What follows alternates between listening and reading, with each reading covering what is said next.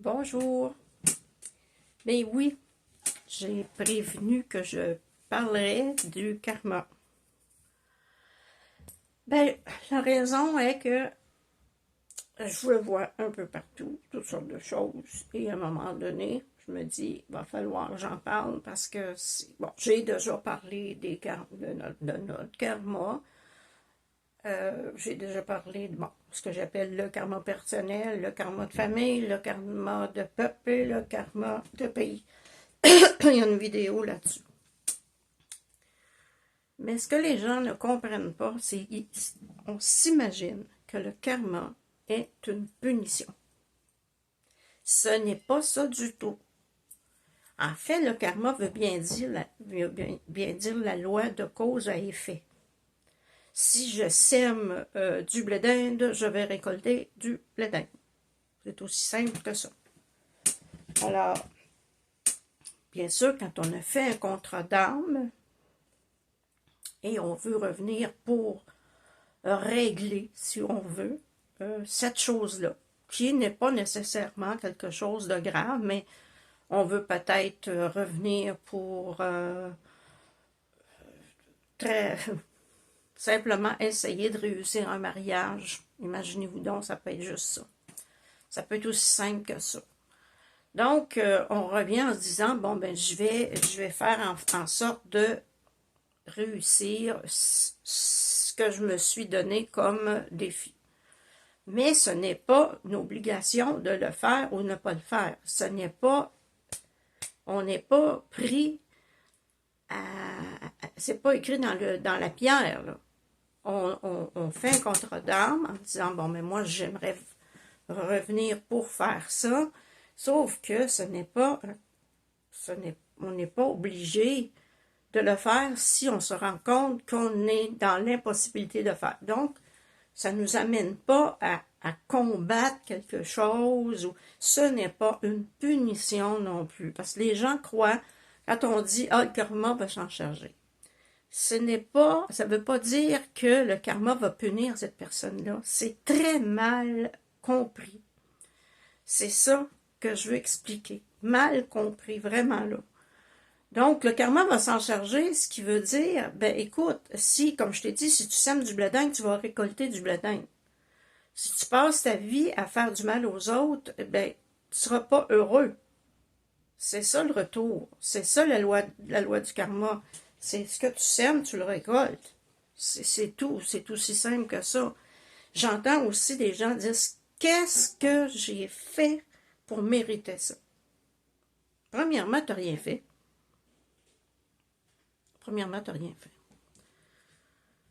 C'est inscrit aussi dans ton contrat d'âme qu'à un moment donné, tu vivrais une situation X et que tu devais en guérir, puisque c'est des choses qui reviennent d'une vie à l'autre, et là, cette fois-là, tu t'es dit, cette fois-là, je vais faire mieux, si tu veux. Mais c'est rien. Si tu n'as pas envie de régler ça pour X raisons, la situation arrive, tu en fais ce que tu veux. Comme je dis, tu fais toujours, en fait, ce que tu veux. On te donne une situation et toi, tu l'acceptes ou pas. C'est tout. Comme je disais justement à propos des karmas de famille, bon, je l'avais expliqué dans l'autre vidéo, mais je le réexplique encore, c'est que d'une génération à une autre, il y a des pertes d'enfants. C'est arrivé dans ma famille, c'est pour ça que je vous en parle. De ma grand-mère, ma mère et dans ma famille. À ce moment-là, tu peux pas te prendre la tête à deux mains puis dire « Qu'est-ce que j'ai fait pour mériter ça? » Ça fait partie du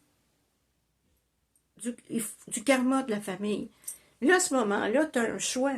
C'est soit que tu reprennes toute la situation, que tu la regardes, que tu sais, ma grand-mère a perdu un enfant, t'écris tout ça, là.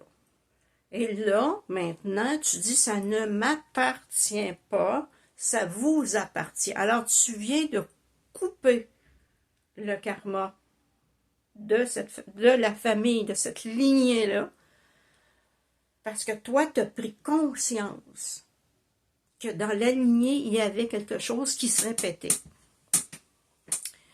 Donc, ce n'est pas une obligation de subir quelque chose.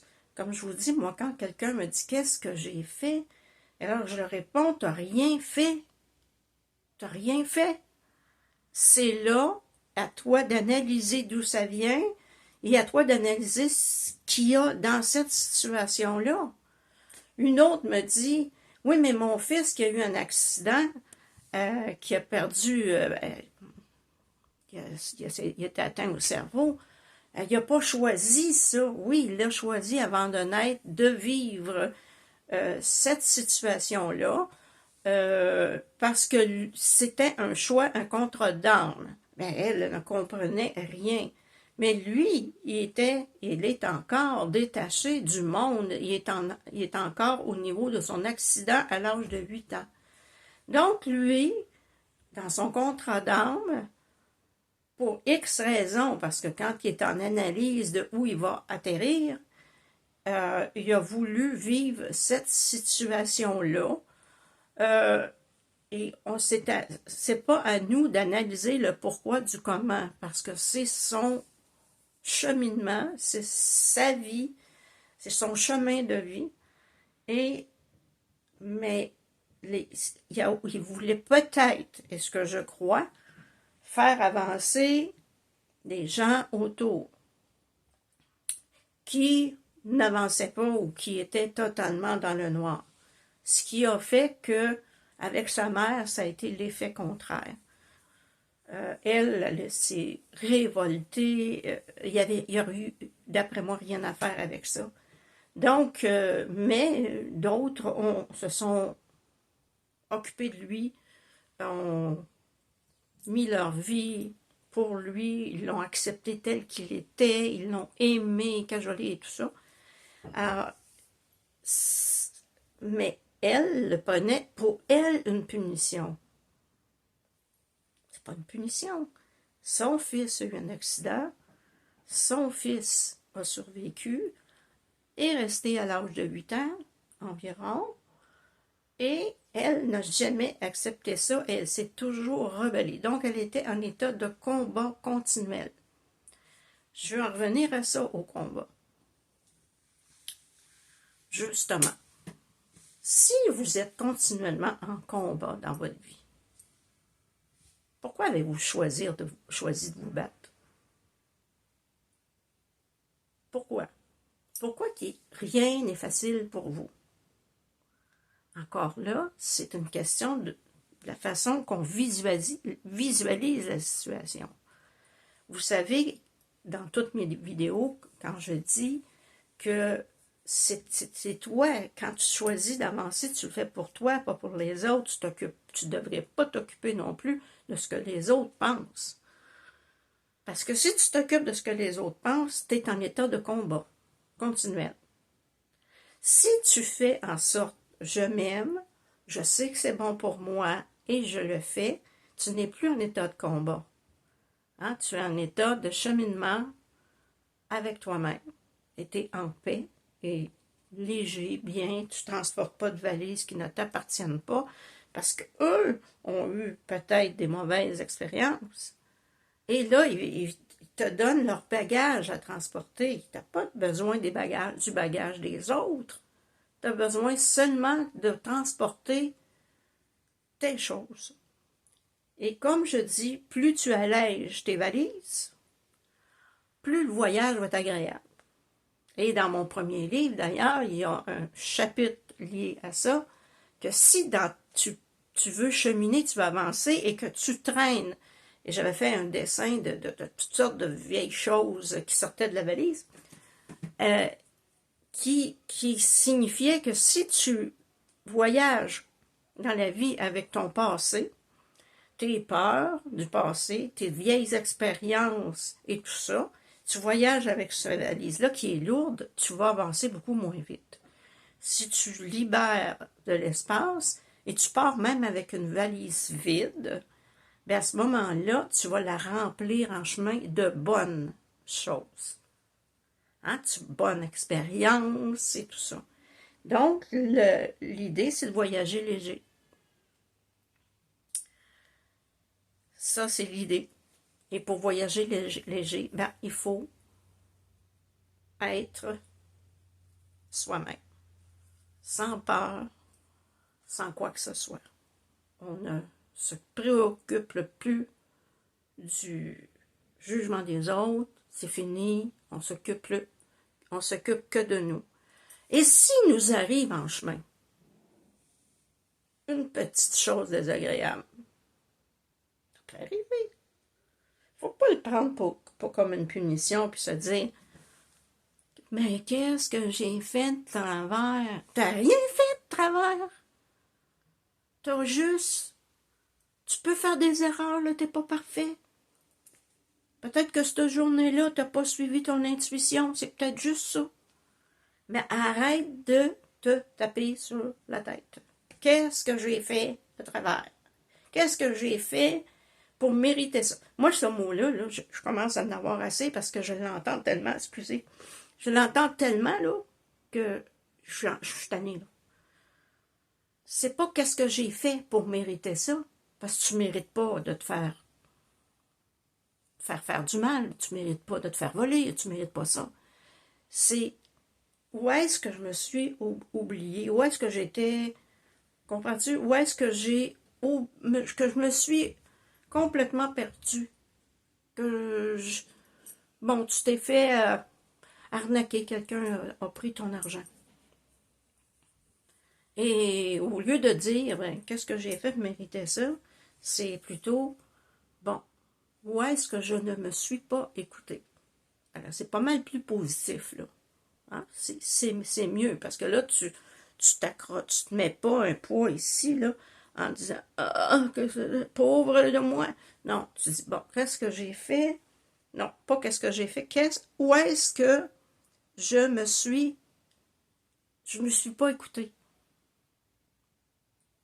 Et en retournant un petit peu, là tu fais, ah, c'est ça. Et bien voilà, tu as compris. Donc, c'est toi qui es l'ultime responsable de ta vie. Et c'est ça qu'il faut que tu comprennes, là. Il n'y a personne qui te garoche des punitions. Il n'y a personne qui te garoche des malheurs, là. Tout vient de nos gestes. On est responsable de chacun de nos gestes. Chacun. Il n'y a personne qui est responsable de nos problèmes. Nous en sommes les auteurs. Alors, à quel endroit je me suis perdue? À quel endroit je me suis pas écoutée? Mais tout ça, ce qui nous arrive, n'est pas du karma. C'est ça, là, les gens. Ah, j'ai un karma difficile. Quoi, tu me racontes, toi? Le karma, comme je vous dis, c'est simplement la loi de cause à effet. Point final. C'est tout. Je jette une roche dans l'eau, qu'est-ce qui arrive? Il va y avoir des ronds dans l'eau. C'est la loi, tout simplement, de cause à effet. Et karma, dans beaucoup de religions, ça veut dire que je me suis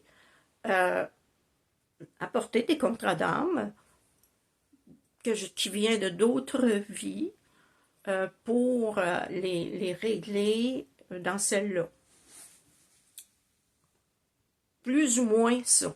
C'est plus ou moins ça. Mais c'est rien d'autre. Ce n'est pas une punition. Ce n'est rien d'autre que j'ai créé cette situation-là, ça a donné tel résultat. Si je la faisais d'une autre manière, peut-être que ça donnerait un autre résultat. Cause à effet. Comprenez-vous, là? Arrêtez de vous imaginer des choses sur le karma, le fameux mot karma que tout le monde garoche n'importe où. Et comprenez que c'est seulement ça. Si je mets trop de sel dans ma soupe, elle va être trop salée. C'est tout. Fait que, comme je dis, si qu'on ne vienne pas me dire que je vais te libérer de tes karmas, de ton karma ou de tes karmas, je ne sais pas, ça dépend. Là. Il y a un langage en ce moment tellement bizarre que moi, je n'en reviens pas, là. Ça y est, on y est. On est rendu à un moment donné que tout le monde est devenu des thérapeutes. Tout le monde peut régler vos karmas, font des soins énergétiques à la va comme je te pousse. Et vous savez, les soins énergétiques de groupe, ça prend un groupe X. Dans le temps, avec le Reiki, on en faisait entre nous. Les maîtres Reiki, on se réunissait une telle heure, telle journée, et on se connectait tous, tout ensemble. Mais là, maintenant, c'est rendu, écoutez, moi, je vois tout passer, puis je me dis, bon, on est rendu là. Et que de dépenses inutiles, parce que, comme je vous dis, si tu viens me voir pour que je te raye un karma qui se répète dans ta vie, je vais te faire un soin énergétique pour t'enligner sur ton énergie, mais après ça, je vais te dire, écoute, là, c'est à toi, là, ça t'appartient, là. Change, comme on dit, change ta façon de faire. Si tu vois que si tu fais toujours la chose de la même manière, puis tu te pètes la face dans le mur, ben peut-être que si tu changeais la façon de faire, cette fois-là, tu ne vas pas te péter la face dans le mur. Ça n'a rien à voir avec le karma, là. Des fois, on se répète, puis on ne veut pas comprendre. C'est des choses qu'on est venu, oui, régler. On veut régler ça. On voit qu'on a des patterns qui se répètent. Et moi, avant de tout faire ça, la première des choses, quand je vois que j'aurai un pattern qui se répète, la première des choses que je fais, puis je vous le conseille, là,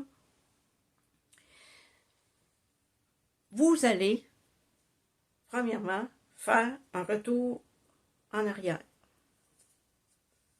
Ta grand-mère, si tu la connais, ta mère et toi. Et puis je le fais des deux côtés, ton grand-père, ton père et toi. On dit seulement la lignée maternelle, moi je fais les deux lignées. Et ensuite, tu vois qui dans cette lignée-là, puis si tu as la chance de connaître ton arrière-grand-mère, c'est encore mieux. Si tu as au moins son histoire, là, c'est encore mieux. Alors, tu vas voir ce qu'ils ont vécu. En fait, ce que tu connais de leur histoire. Et chercher qu'est-ce qui a rapport avec ta situation maintenant. Là, tu regardes l'histoire, là, tu sais, bon, comme je te dis, si tu as la chance, ne perds pas cette chance-là de parler avec ta mère, ta grand-mère et tout ça, et dire, raconte-moi qu'est-ce que tu as vécu. Surtout si tu es en train de vivre quelque chose, tu dis, toi, là, grand-mère, là, ou ta mère, as-tu déjà vécu ça? Quelque chose? Puis là, des fois, on va te dire, ils veulent pas tous dire leur petit secret, mais ils vont dire, oui, bon, c'est surtout pour les grosses choses, mais quand même. Et après que tu as vu que ça vient quand même d'assez loin, là, tu peux mettre une coupure avec ça. Tout ce qui a été vécu en avant, c'est-à-dire en arrière, pas en avant, ta mère, ta grand-mère, ton arrière-grand-mère, toutes ces blessures-là ne t'appartiennent pas et tu ne dois pas porter ce bagage-là. Fais le nettoyage de tous les bagages du passé.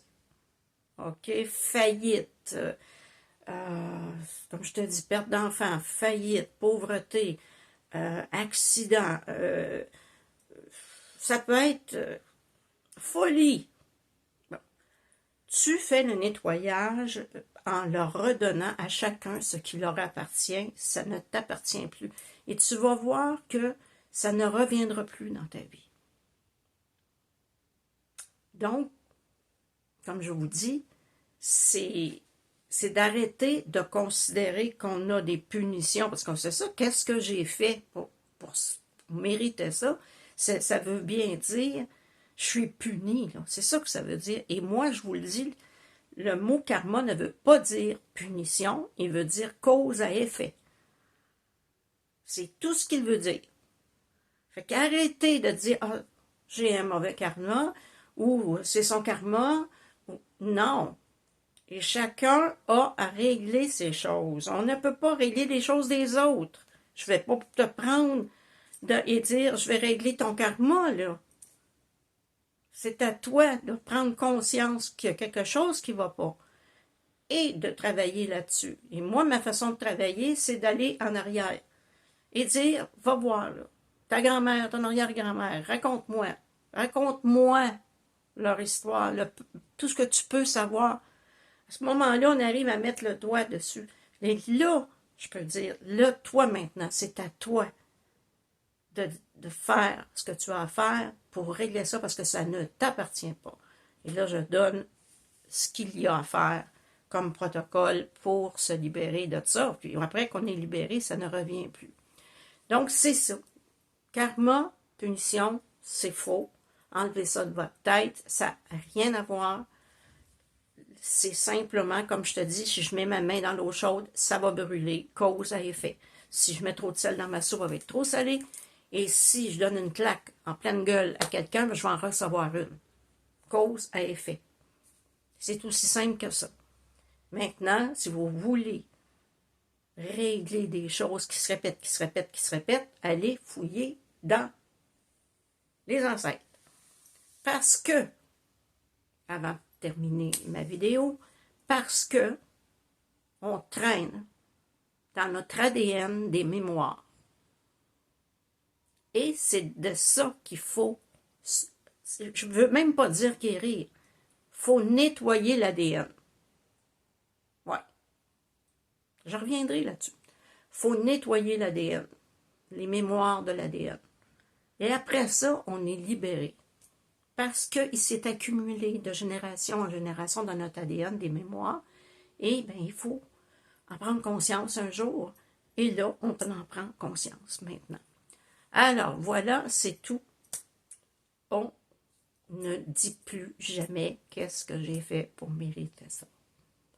On ne dit plus jamais c'est mon karma. J'ai un mauvais karma. Je ne veux plus entendre ça.